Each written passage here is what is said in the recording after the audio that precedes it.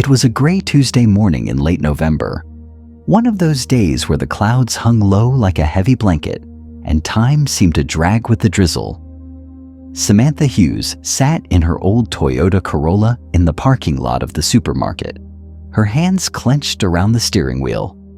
Her breath came out in short bursts, fogging the inside of the windshield. She hadn't turned on the heat. Gas was too expensive. Everything was too expensive lately. Her hands trembled slightly as she reached into her worn purse and counted the crumpled bills one more time.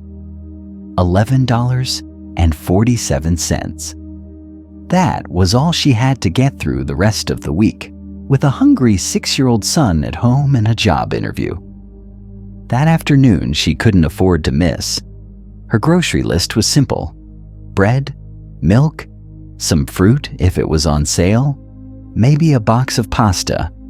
But even that was pushing it. Samantha had always been proud of being able to manage things on her own, proud of never asking for help. But life hadn't been kind the past year. A layoff, then her mother's illness, then a car repair that ate up what little savings she had. She was tired, not just physically tired, but soul tired. She stepped into the store, pushing a cart that squeaked with every turn of the wheels.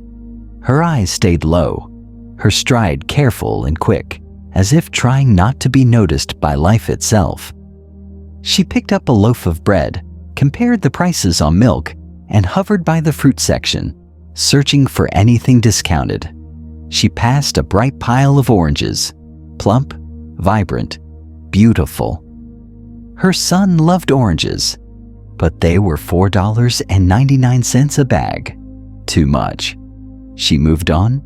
At the checkout, she placed each item gently on the conveyor belt, mentally calculating as each beep echoed like a countdown. The total came to $12.36. Her stomach sank. Her fingers scrambled in her purse for change. Any coin, any penny that had slipped under the lining or into the corners. She was 89 cents short. "Would you like to put something back?" the cashier asked gently, glancing at the growing line behind her. Samantha nodded numbly and reached for the carton of milk. Her hand was halfway there when a voice spoke behind her. "I've got it." She turned and saw a man, mid-40s, wearing a navy blue windbreaker, a coffee in one hand, a quiet kindness in his eyes. "I said I've got it. Don't worry about it."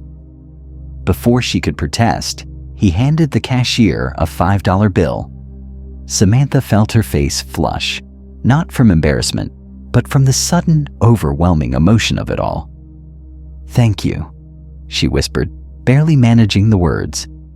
"It's just milk," he smiled. "But I hope it makes your day easier." She nodded, tears now welling up. It makes more than just today better. As she walked out, her groceries in hand, a lump rose in her throat. It wasn't about the milk. It was about being seen, about someone noticing the quiet struggles she had tried to keep hidden for so long. It was about the gift of dignity, of compassion, of humanity. Later that afternoon, she went to the job interview. She was still nervous, still unsure, but lighter somehow. She didn't get that job, but a week later, she got another one. Better hours, health benefits, a little more room to breathe. Weeks passed, then months. One afternoon in February, she found herself in the same checkout line at the same supermarket. A woman in front of her, holding a baby, was short on change for baby formula. Samantha didn't even hesitate. "I've got it," she said. The woman's eyes filled with gratitude. Samantha smiled. "It's just formula, but I hope it makes your day easier." Moral of the story: we never truly know the weight someone else is carrying, but a simple act of kindness, especially from a stranger, can do more than just ease a burden. It can restore someone's faith in the world. Sometimes, the smallest gestures ripple out in ways we'll never see. But they matter. And maybe, just maybe, that's the real gift.